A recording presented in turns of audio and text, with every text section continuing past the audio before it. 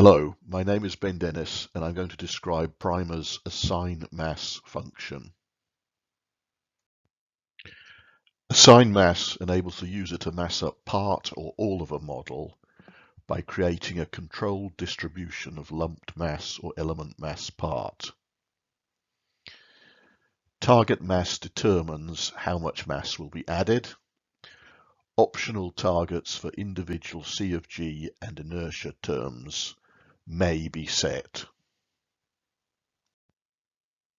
Targets for C of G and inertia may not be achievable, particularly if insufficient mass is being added. The calculate function now performs a dry run so you can easily see how close you are to target before creating any mass definitions.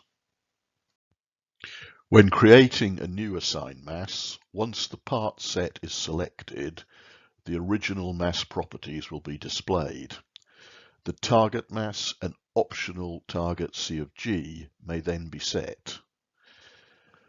Target mass must exceed the original mass.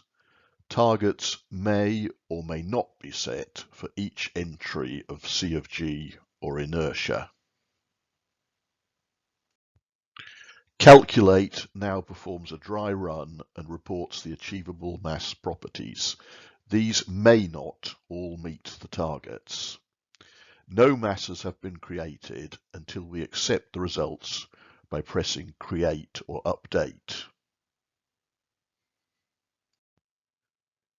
Solution Details reports the error margin of missed targets and the overall solution error as calculated by Primer. In this example, after pressing Calculate and before any mass creation, Primer shows the distribution of proposed nodal masses which will meet target properties.